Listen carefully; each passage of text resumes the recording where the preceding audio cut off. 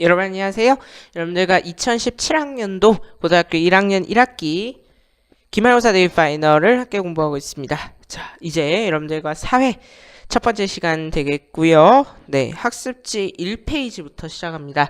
일반 사회부터 들어갈 거고요. 우리 일반 사회랑 지리로 나뉘어져 있지요. 네, 그래서 일반 사회를 먼저 나가고요. 그 다음에 지리 나갈 겁니다. 지금 제가 생각하는 사회 A 파트는 아마 한 2시간 정도 내로 끝내고 싶긴 하지만 아무래도 무리일 것 같습니다. 그래서 한 3시간 정도 내에 나가고요. 사회 B의 경우에는 아마 한 2시간 정도만에 나갈 겁니다.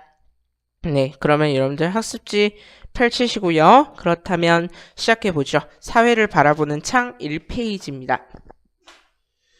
자, 사회는 저랑 여러분들이랑 같이 필기를 하면서 따라올 겁니다. 아시겠죠? 네, 그래서 여러분들 뭐 노트 있으시면 좋고요. 같이 저랑 필기하면서 따라와 볼게요. 네, 1번입니다. 1번 자아이고요. 여러분들 잘 안 보이죠? 맞죠?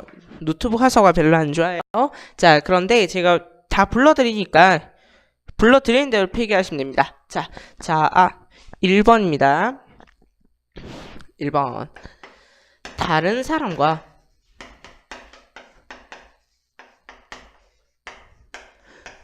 구별되는 나의 모습을 자아라고 합니다. 나의 특징인 거죠. 나의 특징, 내 개성 이런 것들이 자아다라고 할 수 있겠고요.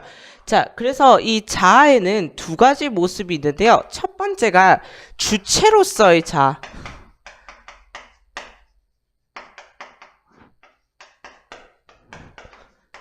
있고요. 그 다음에 두 번째는 객체로서의 자아가 있습니다.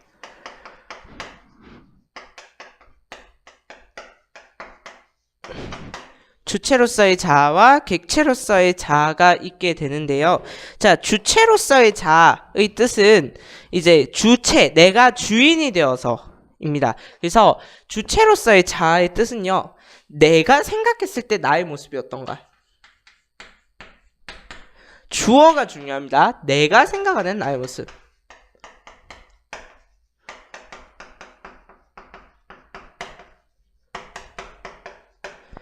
그래서 뭐 축구를 좋아한다 이런 거, 그 다음에 뭐 장래 희망이 무엇이다 이런 거는 남이 결정해 주지 않았죠. 그래서 그러한 것들은 내가 생각하는 나의 모습이 되는 겁니다. 그래서 얘는 주체로서의 자아인 거예요. 잠깐만요. 너무 더워요. 자, 그 다음 객체로서의 자아는요. 다른 사람이 생각하는 입니다. 다른 사람이 생각하는 인데요. 조금 더 정확하게 적자면 다른 사람과의 무엇 속에서 형성된 나냐면 관계 속이요. 다른 사람의 관계 속에서 형성된 나. 이게 바로 객체로서의 자아입니다. 잘 보이나요? 네, 잘 보일 것 같네요. 보는 데는 무리 없을 것 같고요. 자, 그럼 보겠습니다. 다른 사람과의 관계 속에서 형성된 나예요. 예를 들어 내가 반장이다 라고 하는 건 다른 사람과의 관계 속에서 형성된 나죠. 그 다음에 또 뭐가 있냐면 직업, 선생님 뭐 이런 거요. 그 다음에 또 의사 이런 거요. 그 다음에 또 디자이너, 건축가, 직업 같은 건요. 다른 사람과의 사회적 관계 속에서 자기를 설명하는 데 사용하는 용어입니다. 맞죠? 직업이 되겠고요. 그 다음에 또 지위. 뭐 대통령은 직업이자 지위이죠? 네, 뭐 그런 거요. 그런 거는 다른 사람과의 관계 속에서 형성된 나고, 그럼으로써 그래서 객체로서의 자아다 라고 볼 수 있겠네요. 자, 그 다음에 기능인데요. 기능.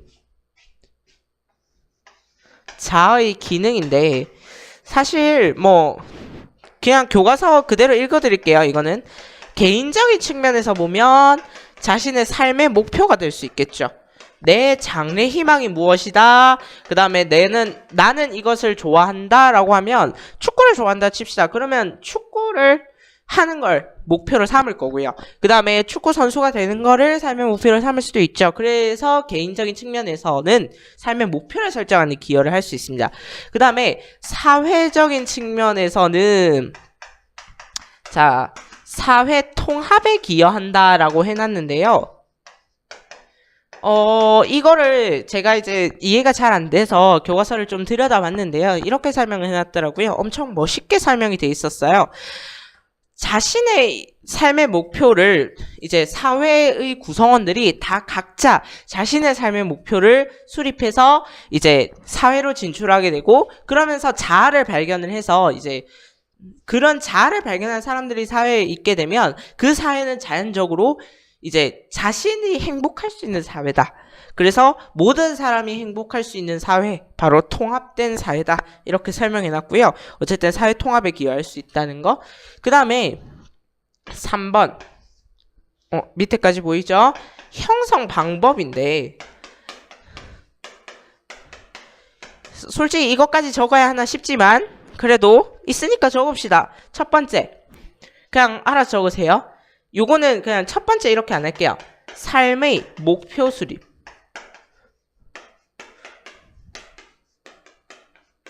자신의 삶의 목표를 수립하세요. 자신의 장래 희망도 괜찮고요. 나는 뭐 세계 일주를 할 거야도 괜찮습니다. 이것도 내가 생각하는 나죠. 내가 이런 걸 하고 싶다는 거예요. 그 다음에 자신의 특성을 이해하죠. 개성이라고 적읍시다. 개성, 개인의 특성을 개성이라 하죠. 개성을 이해하는 거. 그 다음에 또 긍정적인 삶의 태도. 여러분들 이 세상이 부정적으로 보이고 내가 부정적으로 보이는데 거기에서 좋은 그런 모습이 나올 수 없습니다. 삶의 목표가 있을 수 없어요. 그래서 긍정적인 삶의 태도. 그 다음에 또 주변 세계에 대한 이해. 오직 나만 관심 있으면요. 또 요 객체로서의 자아를 파악하는 데도 엄청난 심각한 문제가 발생할 수 있습니다. 됐죠? 네, 여러분들 그래서 문제 1번, 2번 풀어보시고요. 저는 이제 시간이 없어서 바로 넘어갈게요. 2번 사회적 상호작용인데요. 사회적 상호작용인데요. 제가 여기에다가 별표 한 5개를 칠 겁니다. 왜 그런지는 수업 들으신 분들은 아실 거라 생각하고요. 안 들으신 분들은 왜 치는지는 모르지만 그래도 들어야겠죠. 내가 별표 5개를 친다는 건 뭔가 이상한 거니까. 그리고 심지어 내가 잘 안 드는 빨간색을 들었습니다. 이것도 뭔가 심각한 이유가 있어서요. 사회적 상호작용. 미안합니다. 내가 주제를 써야 되는데요. 자, 저 위에다 주제를 뭐라고 쓰냐면 개인 이해라고 쓰시면 됩니다. 여러분들 그 정도는 센스 있게 알아서 주제는 쓰세요. 네, 사회적 상호작용인데요. 우리가 상호작용이라는 이야기가 무슨 소리냐면요. 주고받는 모든 것을 상호작용이라 합니다.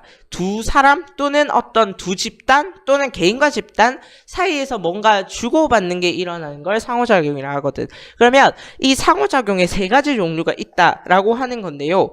자, 첫 번째가 개인과 개인. 그러니까 사회적 상호작용을 이렇게 쓸 수 있어요. 일단 정의부터 쓸까? 정의는 뭐냐면 개인 또는 집단이 사회생활을 하면서 서로 주고받는 행위인데 다 씁시다. 개인 또는 집단이 사회생활을 하면서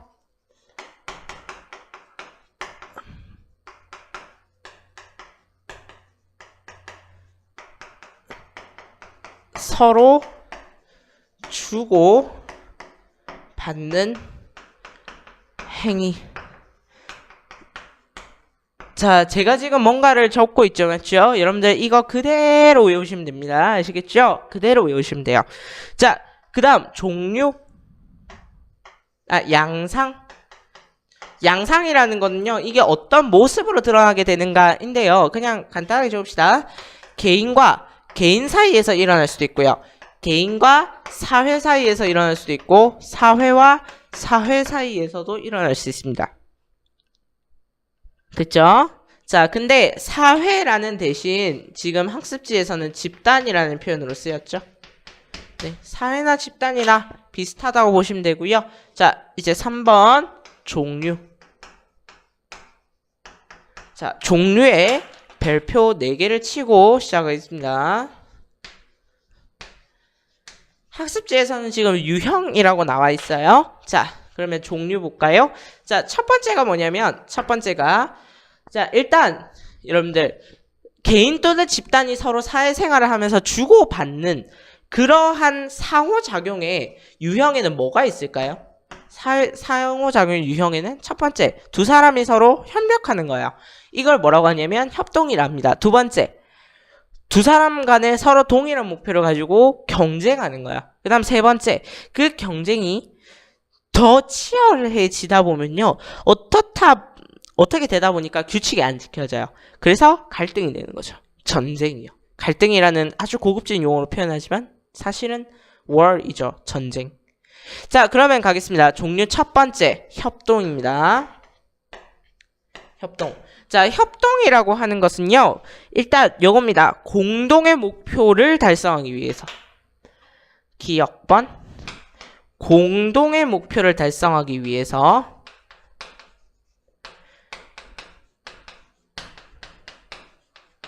그러니까 두 사람 간의 목표가 서로 같은 거야. 그런데 있잖아요. 경쟁도 목표는 같습니다. 그러면 뭐가 다르냐면 힘을 합쳐 노력하는 게 달라요. 요게 중요한 거죠. 힘을 합쳐 노력하는 거.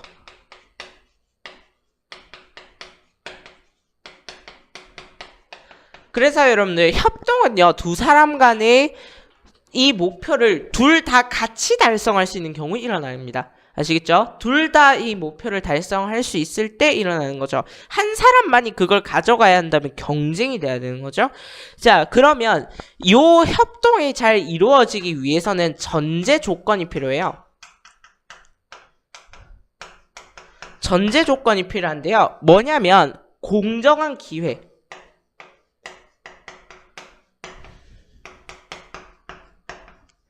그리고 결과의 공정한 분배. 자, 분해가 아니죠? 분배죠? 네. 여러분들, 우리가 법의 정신으로 보자면요. 평등은 세 가지 평등으로 나누게 되는데요. 첫 번째가 뭐냐면 기회의 평등이고요. 두 번째가 과정의 평등이고, 세 번째가 결과의 평등이에요. 자, 기회의 평등이라고 하는 것은요. 모든 사람한테 똑같은 기회가 주어져야 한다는 거예요. 그 다음에 과정의 평등이라는 것은 그 과정을 수행하는 과정에서 어떤 차별이 이루어져서는 안 된다는 거고요. 세 번째는 결과적으로 똑같은 그런 평등한 결과가 나와야 된다라는 이야기예요. 그래서 노력한 사람의 그러니까 노력할 기회를 전부 다 주고요. 그 다음에 노력한 사람한테 분배가 이루어지는 그런 공정한 분배가 일어날 때 협동이 잘 일어난다라고 할 수 있겠죠. 그 다음 넘어갈게요. B. 경쟁이요.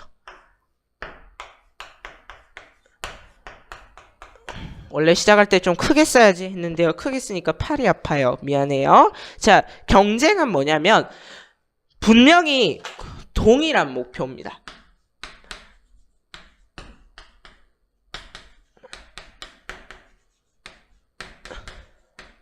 여러분들 동일과 공동은 다른 겁니다. 구분하셔야 돼요. 공동이라고 하는 것은요. 두 사람 다 똑같이 노력해서 두 사람 다 목표를 이룰 수 있는 거예요. 근데 경쟁은요. 동일한 목표예요. 이게 무슨 소리냐면 두 사람 다 목표를 위해서 노력하는데 결과는 한 사람만 가져가는 거예요. 이게 협동과 경쟁의 차이점입니다. 그래서 먼저 달성하는 행위예요. 그래서 목표를 먼저 달성하는데 이때 중요한 거 경쟁이 싸움이 되면 안 되잖아. 쌈박질. 그게 쌈박질을 아주 유식하게 표현하지만 갈등이거든요. 그러면 경쟁이 갈등이 안 되려면 뭐가 돼야 되냐면 규칙이요. 규칙이나 절차. 전제 조건부터 쓸게요. 얘는.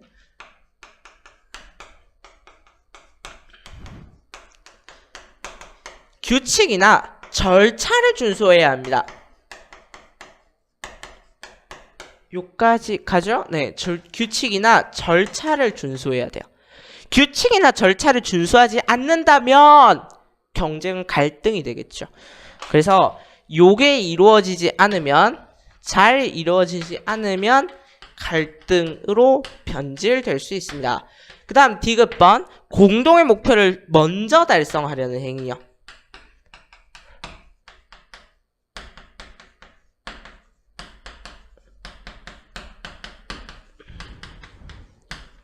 먼저 달성하려는 행위요. 이게 경쟁입니다. 그러면 세 번째는 뭐냐면 쌈박질. 이게 잘 안 되면 이제 치고받고 싸우는 거잖아요. 맞죠? 이게 바로 갈등입니다.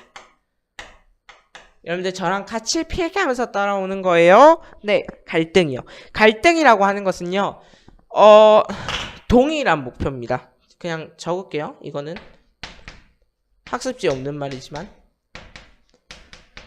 이것도 동일한 목표긴 한데요. 중요한 건 뭐냐면 동일한 목표인데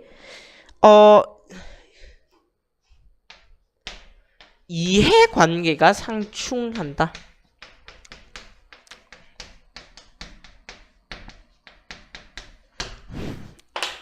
자, 요 말이 중요한데요. 이해관계가 상충한다. 이해관계가 여러분들 이해타산적인 인물이다. 이해관계 뭐 뉴스에서 계속 나오죠. 근데 여러분들 이해가 뭔지 몰라. 이해가 진짜 여러분들 그 듣기 할 때 하는 이해, 독해 이해 이런 건 줄 알아요. 아니에요. 전혀 아닙니다. 이해라고 하는 것은요. 이자가 이론리, 즉 이득, 이익, 그리고 해자는 손해. 이익과 손해의 관계가 상충, 서로 맞지 아니하다. 여러분들 이익과 손해고요, 맞지 않다예요. 이익과 손해가 서로 안 맞는 거야. 그러니까 두 사람 다 이득이면 좋겠는데 그게 아니고 누구는 이익이 있고 누구는 손해를 봐야 되는 거야. 근데 경쟁과의 차이점은 뭐냐면 규칙이나 절차를 준수하지 않아. 그래서 서로 적대시하거나 싸우게 돼요.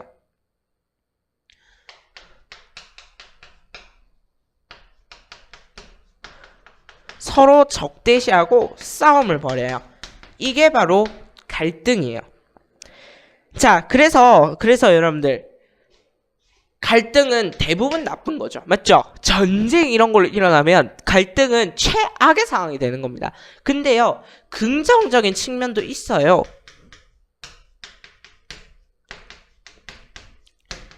뭐가 긍정적인 측면이에요? 갈등은 도대체 긍정적인 측면이 없을 것 같은데요. 뭐냐면 자, 전제 조건이 붙습니다. 얘도 뭐냐면 해결 방안을 찾을 경우 해결 방안이 있으면 오히려 뭐가 될 수 있냐면요. 이게 사회가 발전하게 돼요.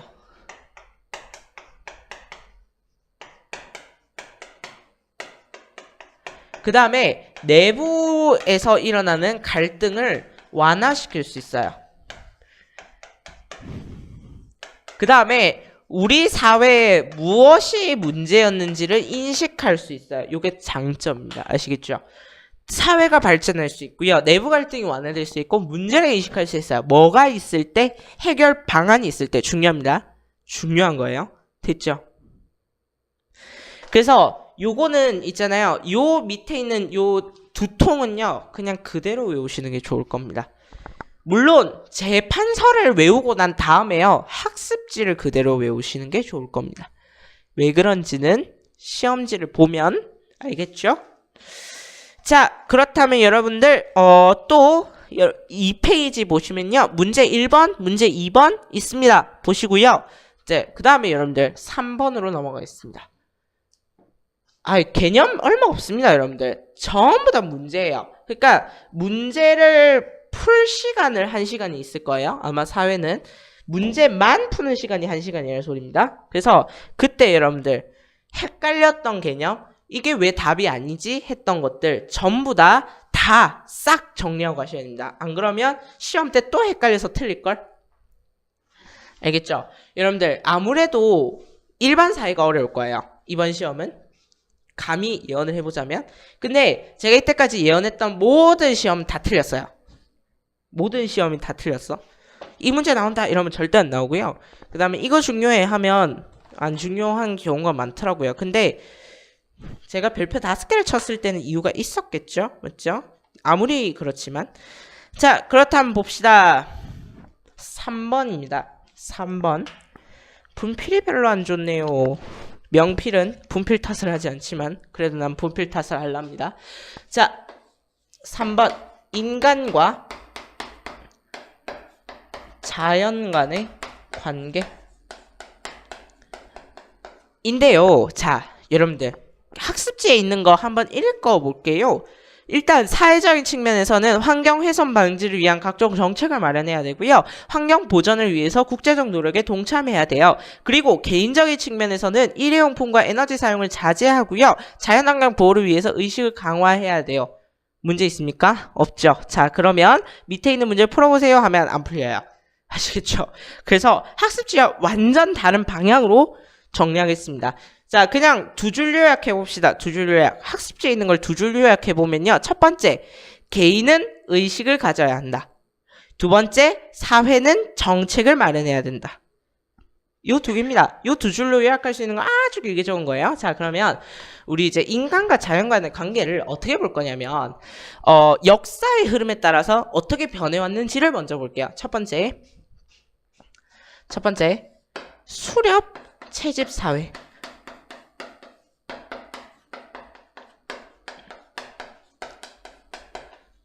그러니까 여러분들 막 동물 잡고 그 다음에 나무 있는 거 따먹고 하는 시대요. 구석기 시대, 신석기 시대. 아주 고대는 어땠을까? 아주 고대는요, 여러분들 인간이 위였냐 자연이 위였냐 따져보면요, 당연히 자연이 위입니다. 자, 이렇게 적을까요? 인간이 당연히 자연보다 밑에 있습니다. 그래서요, 여러분들 여기에서 나올 수 있는 표현이 뭐냐면 자연 또는 환경입니다. 환경이란 말로 바꿀 수 있고 자연을 경외하였어요. 경외가 무슨 뜻이냐면요, 너무 놀라서 공경하는 거예요. 그래서 여러분들 자연의 섭리에 순응하고요, 자연이 이 세상을 지배한다고 생각했고, 그래서 그 자연에 순응하는 모습을 보여요. 그래서 뭘 하냐면 자연을 가지고 신을 만들어요. 됐죠?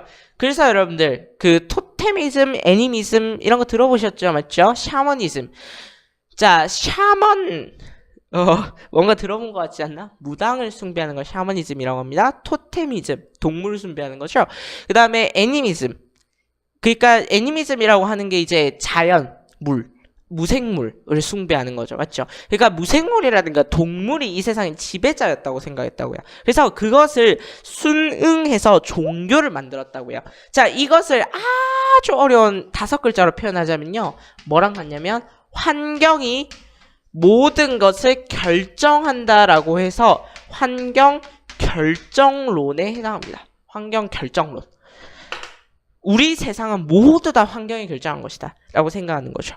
자, 그 다음 두 번째는 뭐냐면 이제 좀 사회가 발전했어요. 근대 사회로 넘어옵니다.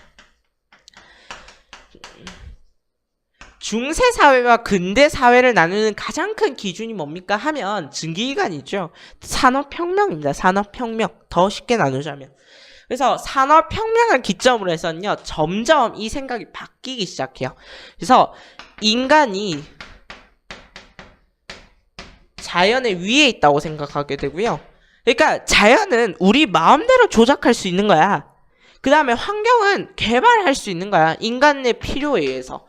그래서 환경을 개발하는 것에요, 중점을 맞춰요. 자, 이것을 5글자로 무슨 론이라고 이야기를 하냐면, 환경은 인간의 필요에 의해서 개발이 가능하다.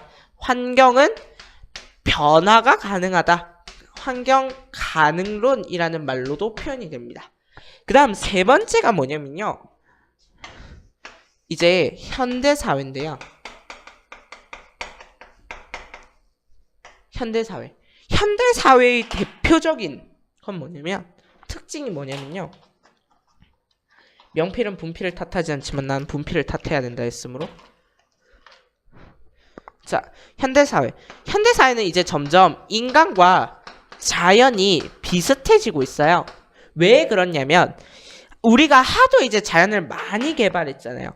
그러다 보니까 이제 좀 깨달은 거죠. 아, 이렇게 자연을 개발만 해서는 안 되겠구나 라고 깨닫게 되고요. 그러면서 환경과 인간은 공존해야 한다라는 생각이 널리 퍼지게 돼요. 그래서 현대 사회은 환경과 인간이 공존해야 한다라고 해서 환경 공존론이라고 합니다.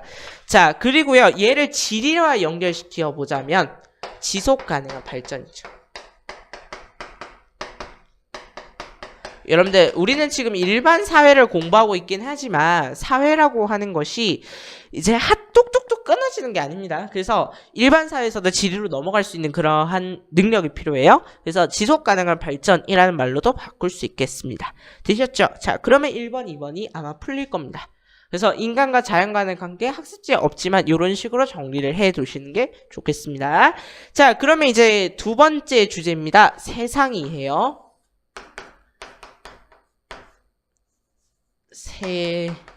세상 이해.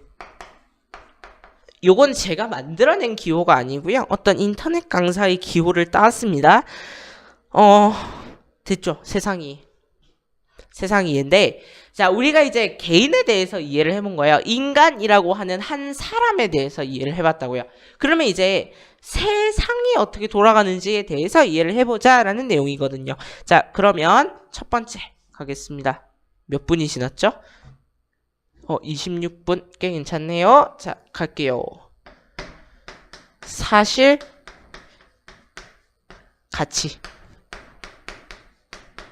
사실, 그리고 가치. 자, 사실이라고 하는 것과 가치라고 하는 것에 대한 구분이 중요한데요. 여러분들 이거 한 번 헷갈리시면요. 시작하면 이게 쭉 헷갈려요. 모든 사실과 가치에 관련된 문제는요. 전부 헷갈려요. 그래서 공부 잘 해두셔야 돼요. 아시겠죠? 제 설명 잘 듣고 따라오시기 바랄게요. 첫 번째. 사실. 자, 사실은 영어로 팩트다. 맞아요? 아니에요? 맞아요. 사실은 영어로 팩트죠. 근데 사회에서 다루는 사실은 팩트가 아닙니다. 요게 중요한 말이에요. 요게 되게 중요한 말인데 사회에서 다루는 사실은요. 팩트가 아니에요. 그래서 이게 팩트다라고 고정관념을 가져버리면요. 그때부터 문제가 안 풀리고요. 이게 뭔 말이지? 라고 생각하게 돼요. 사실은 팩트가 아닙니다. 자, 이 말이 문제에서 되게 중요하겠어요. 자, 그럼 사실이란 게 뭔가요? 주관적 평가가 없는 거예요. 주관적 평가가 없어요. 내 스스로 판단하지 않았던 얘기예요. 그 다음에 경험적 검증을 통한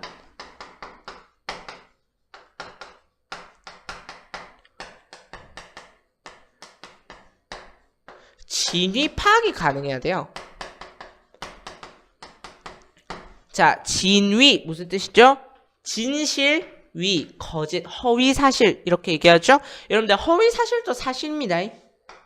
그러니까 우리가 지금 사실이라는 말을 팩트라는 말과 바꿔서 쓰고 있는데요. 그 뜻이 아니에요. 사실은 원래는 뭐냐면 경험적으로 우리가 직접 느끼든지 뭐 감각을 하든지 아니면 이론상으로 공부를 하든지 그러한 방법으로 진짠지 가짠지를 파악할 수 있어야 그게 사실이 되는 거예요. 그게 아니라면 이제 가치가 되는 거예요. 아, 그래서 사실의 반대말은요. 거짓이 아니고요. 여러분들 진실의 반대말이 거짓이고요. 가치. 반대말이라고 보기는 힘들지만 어쨌든 반이요라고 해둡시다. 자, 가치라고 하는 것은요. 뭐냐면 그러면 이제 사실을 반대로 뒤집으면 되죠. 주관적인 평가가 들어있어요. 내 스스로 판단했단 말이에요. 그 다음에 우리가 경험적 검증을 통해서 우리가 직접 느끼고 맛보고 이런 식으로 해서는 이론상으로 뭐 해서는 진위 파악이 안 된다는 거죠.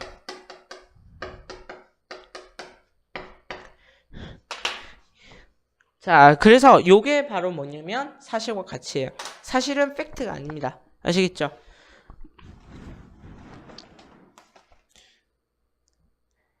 자, 어쩌지? 자, 여러분들 원래 이거 어떻게 해야 되냐면요. 사실, 가치 표 그려서 해야 되는데요. 미안합니다.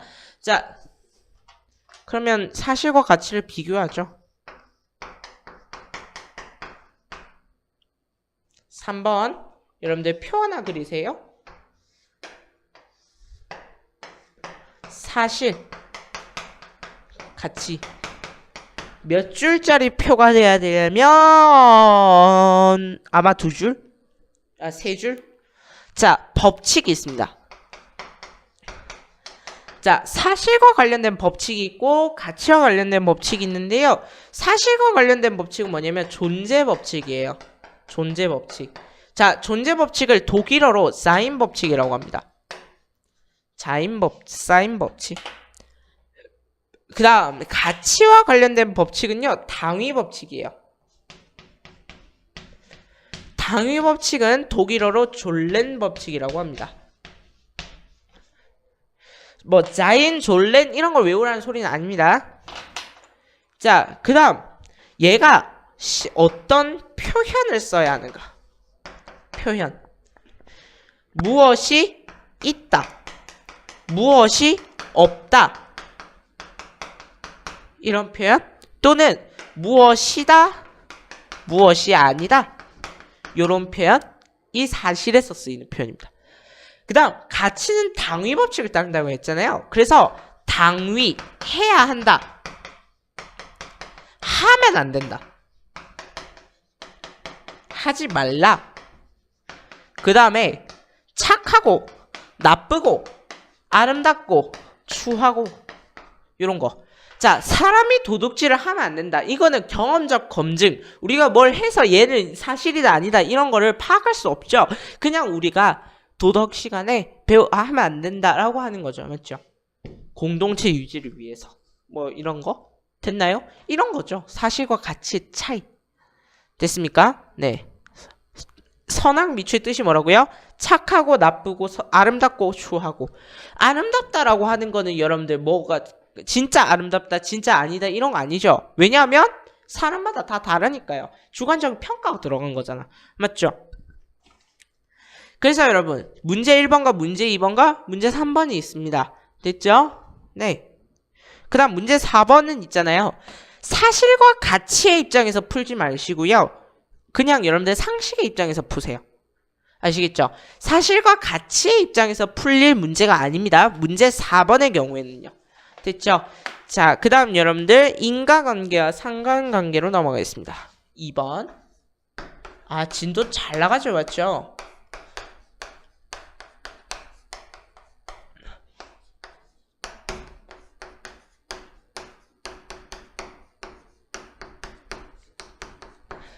제가 수업하면 이거 한 2시간?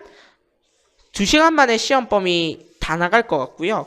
아, 2-3시간? 2-3시간 만에 시험 범위 다 나가고 나머지 한 2-3시간 문제풀이 하면 끝입니다. 저는 이 정도 분량은 그렇게 수업할 수 있거든요.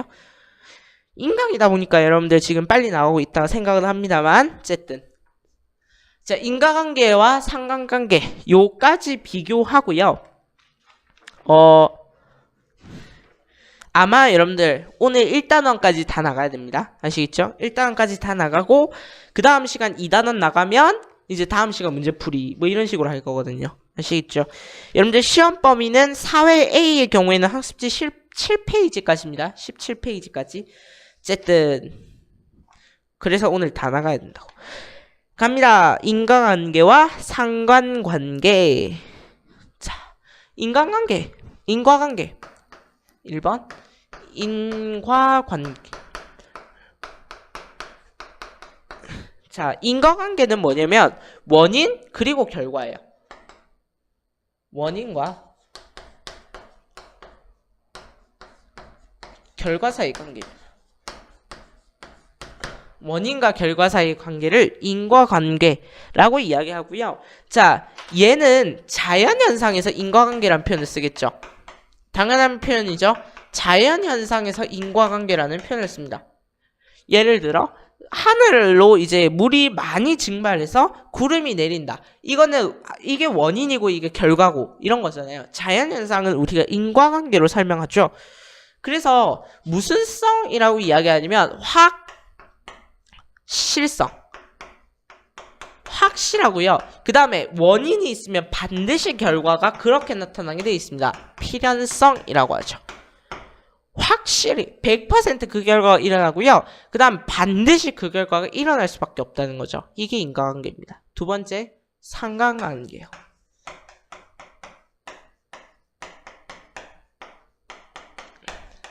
상관관계는요, 관련이 있다예요.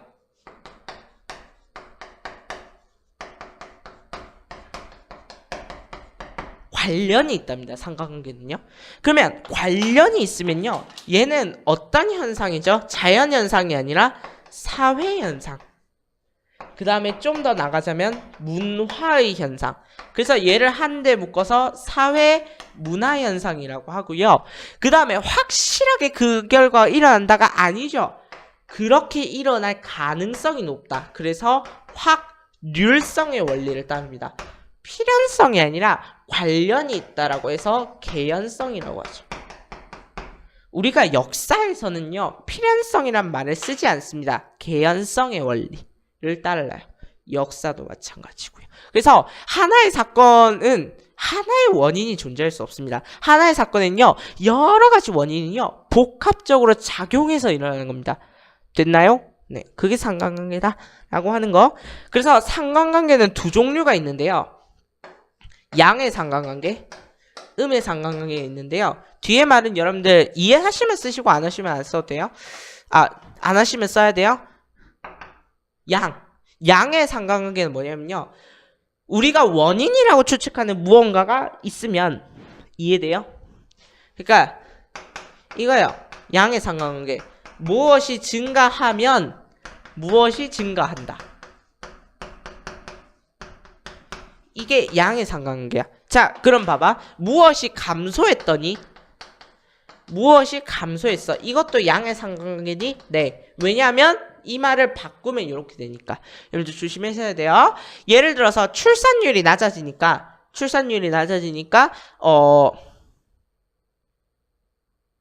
자, 출산율이 낮아지니까 당연한 소리 한번 해볼게. 지금 예시가 생각이 안 나. 출산율이 낮아지니까 아이의 숫자도 줄어. 그러면 출산율과 아이의 수는 양의 상관관계다. 당연한 소리죠.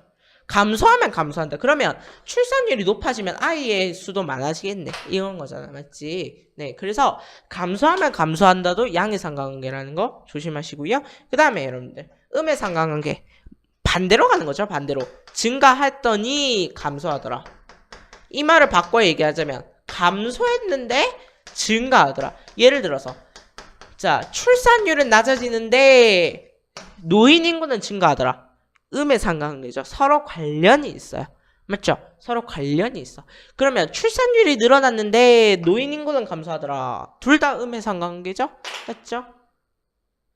자, 그래서 감소하면 증가한다. 감소하면 감소한다. 이거 잘 보시기 바랄게요.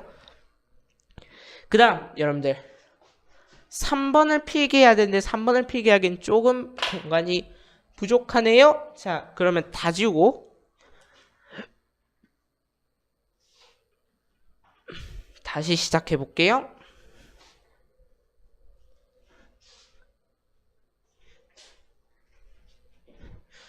자, 제가 뭔가 지우개를 지우고 있는 동안 넘기지 마시고요. 여러분들 그동안 정리해 보세요.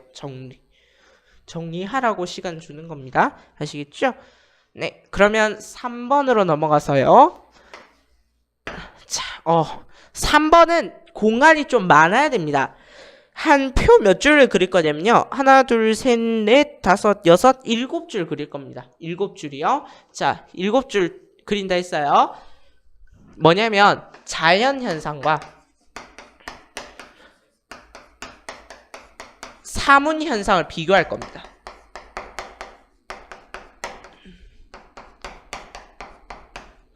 사회문화현상이에요. 사문현상은. 자, 얘를 비교할 겁니다. 자, 지금부터 표 그리겠습니다.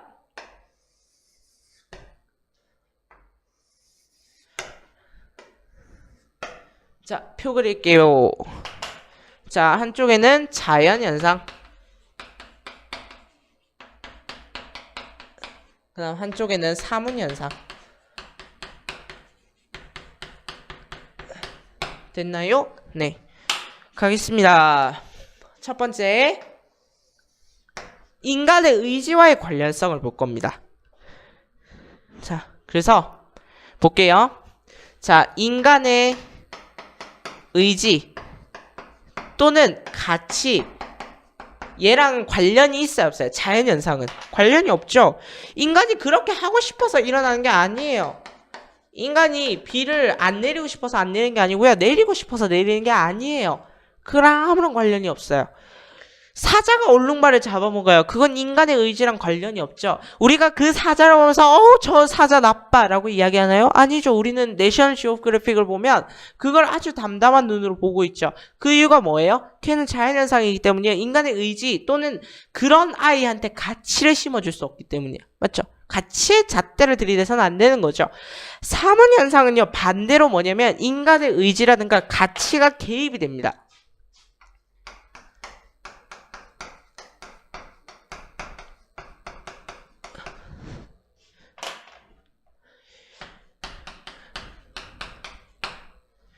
자, 결혼이라는 제도를 예를 들어볼까요? 결혼이라고 하는 것은 인간의 의지죠. 맞죠? 인간의 의지가 개입된 거예요. 아, 나는 싫었는데요. 그러면 그 부모님의 의지가 개입된 거잖아. 맞죠? 그 누군가의 의지가 개입돼서 결혼이라는 게 일어나는 거죠. 맞죠? 네, 결혼은 예를 들면 되겠네. 그 다음 두 번째, 법칙에 대해서 좀 이야기해 볼게요. 어떤 법칙을 따를까? 뭐 이런 건데요. 자, 자연현상은요, 인과관계가 성립하죠. 맞죠? 상관관계가 아니에요. 인과관계야. 그러다 보니까 존재 법칙을 따라요. 무엇이 있다, 무엇이 아니다. 방금 전에 우리가 자인 법칙으로 설명한 거고요. 그 다음에 인과관계에 의해서 일어납니다. 맞죠? 인과관계에 의해서 일어나요. 인과법칙이라고도 이야기할 수 있겠군요. 그 다음에 뭐냐면 사실에 의해서 일어나는 거예요. 맞죠? 가치가 개입되지 않으면 사실에 의해서 일어나는 거죠.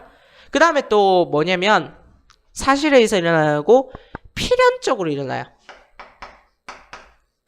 요런 법칙들을 따라요.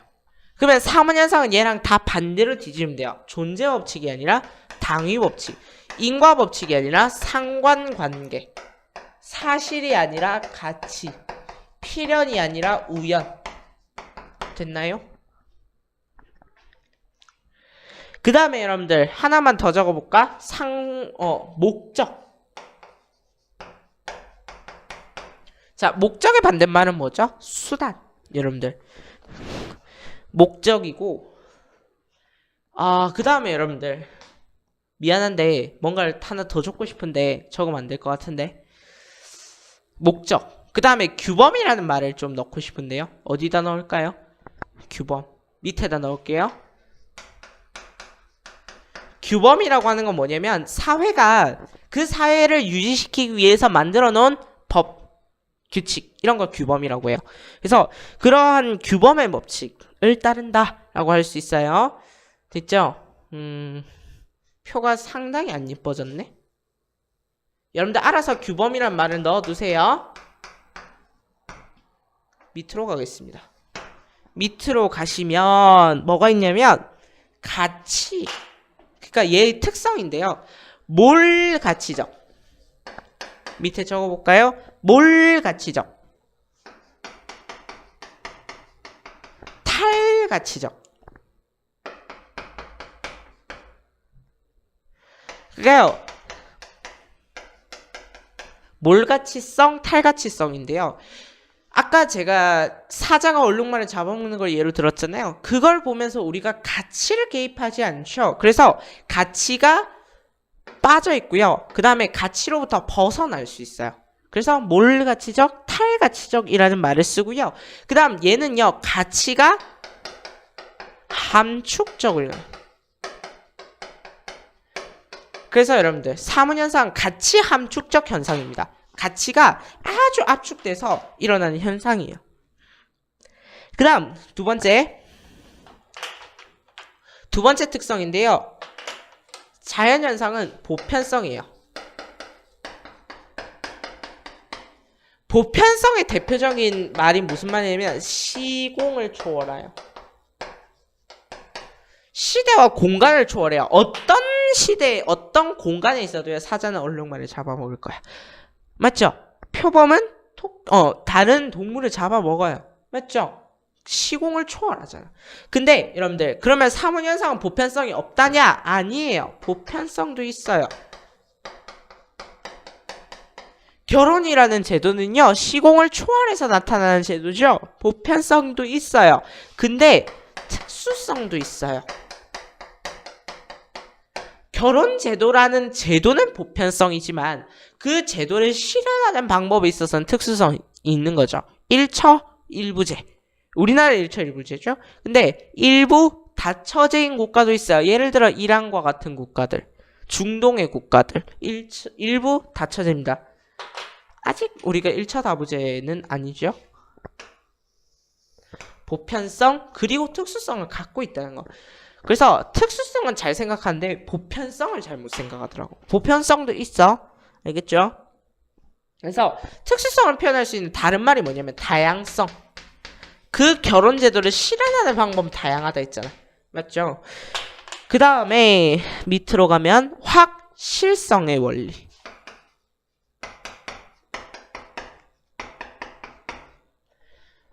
확실성의 원리 이런 거죠. 물은 1도씨에서는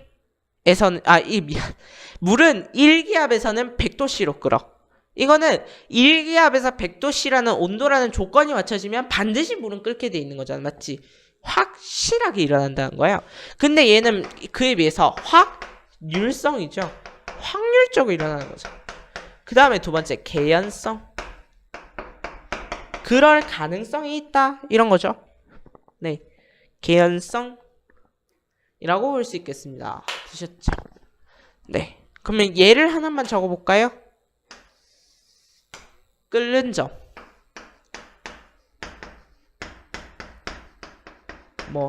끓는 점. 아까 예를 든 거. 그 다음에 사자.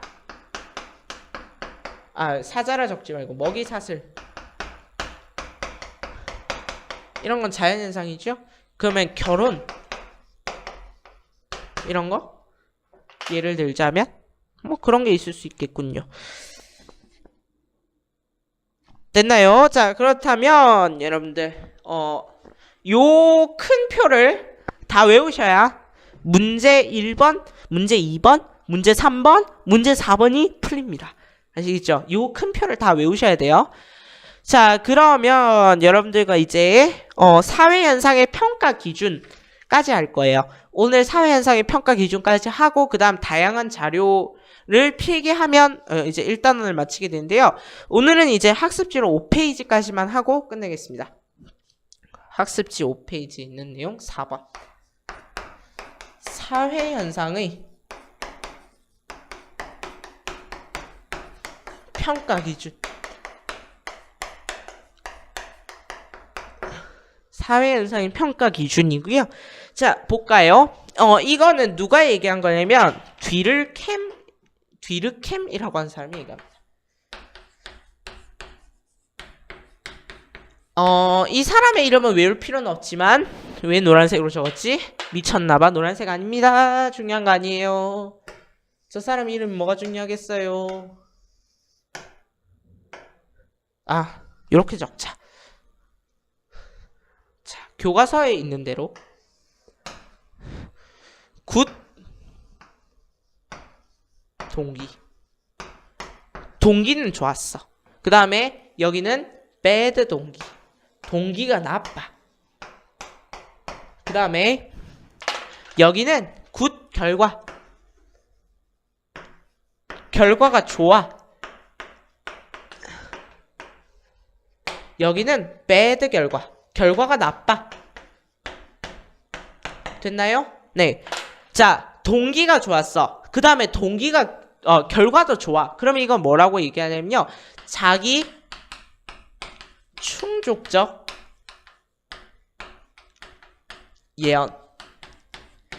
예언이라고 이야기해요. 예를 들어 나는 잘 될 거야. 저 사람은 잘 될 거야.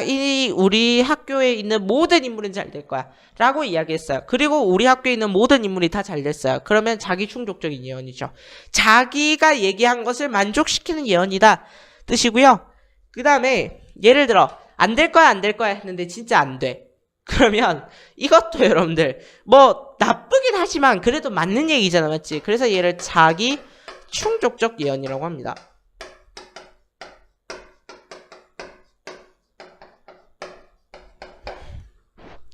자기 충족적 예언이고요. 그 다음에 여러분들 이해가 안 되겠죠? 물론 나쁘다 했는데 진짜 나쁘면. 자, 근데 예를 들어 이런 거예요. 동기는 좋았는데 결과가 나쁜 거. 이런 거죠. 어머니를 도와드리려고 했는데 그릇을 깨고 달걀을 깨고 이런 거예요. 이런 건 뭐냐면 자기 동기는 좋았잖아. 근데 결과가 나쁘잖아. 자살적인 예언입니다.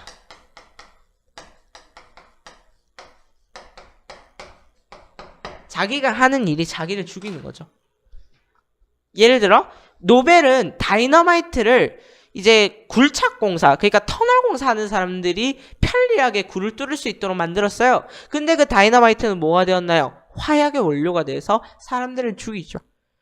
동기는 좋았는데 결과가 나쁘죠? 자살적 예언입니다. 또 빈대 잡으려다 초가상관을 다투어서 빈대를 잡으려는 거는 동기가 굿동기죠? 생명을 죽이려잖아요. 배드 동기 이러면 안 돼요. 굿동기.